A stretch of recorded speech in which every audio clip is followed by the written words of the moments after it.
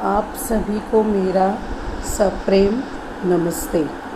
आज हम लोग हिंदी व्याकरण में सहायक क्रिया पढ़ेंगे। हर एक वाक्य में विशिष्ट अर्थ का बोध कराने के लिए दो या दो से अधिक भिन्नार्थक क्रियाएं होती हैं, जिन्हें संयुक्त क्रिया कहते हैं। वाक्य का अर्थ पूर्ण करने की जिम्मेदारी जब मुख्य क्रिया नहीं निभा सकती, तब जो क्रिया मुख्य क्रिया के बाद में प्रयुक्त होती है वह वाक्य का भाव या अर्थ स्पष्ट करती है। मुख्य क्रिया के साथ आने वाली क्रिया वाक्य के अर्थ को पूर्ण रूप से समझने में सहायता करती है। अर्थात मुख्य क्रिया के बाद में प्रयुक्त होने वाली क्रिया को सहायक क्रिया कहते हैं। तो आइए हम कुछ उदाहरणों द्वारा सहायक क्रिया क्या है उसे समझते हैं। बच्चे मैदान में दौड़ रहे हैं। अब इसमें बच्चे मैदान में दौड़ रहे हैं, दौड़ना रहना एक क्रिया है। अर्थात इस वाक्य में एक मुख्य क्रिया है और एक सहायक क्रिया है। बच्चे मैदान में दौड़ रहे हैं। इस वाक्य में दौड़ना मुख्य क्रिया के साथ रहे जो है रहना सहायक क्रिया आई है। इस प्रकार बच्चे मैदान में दौड़ रहे हैं। लड़की पुस्तक पढ़ रही है। बच्चों, इस वाक्य में लड़की जो है वह पुस्तक पढ़ने की क्रिया कर रही है।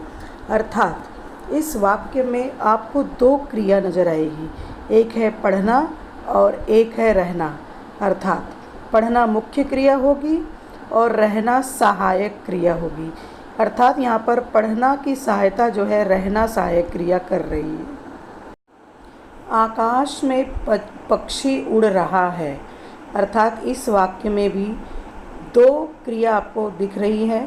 आकाश में पक्षी उड़ यानी उड़ना एक क्रिया है और रहा है रहना एक क्रिया है। अर्थात इस वाक्य में भी आपको मुख्य क्रिया के बाद सहायक क्रिया नज़र आएगी। शिक्षिका कक्षा में पढ़ा रही है।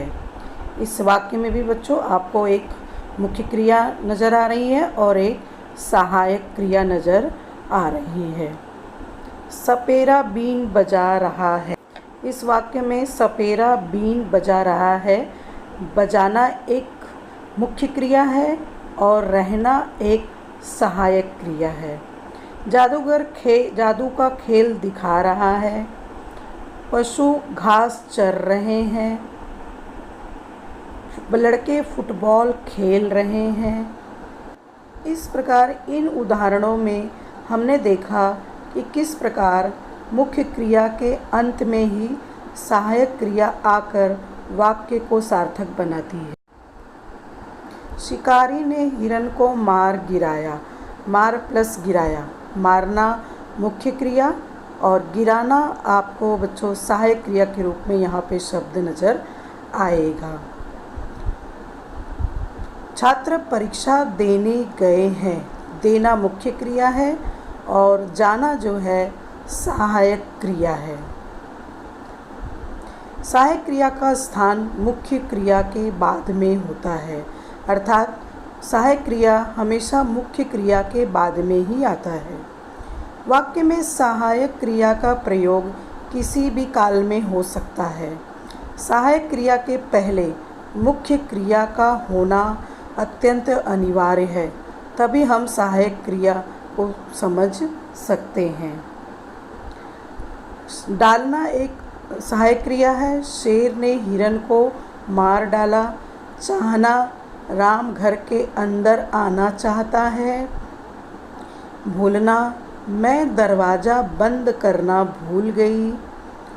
और इस प्रकार बच्चों ये कुछ उदाहरणों के माध्यम से सकना, मैं यह कठिन काम कर सकता हूँ, इन उदाहरणों के माध्यम से हमने यह सीखा कि मुख्य क्रिया के बाद में ही सहायक क्रिया आती है।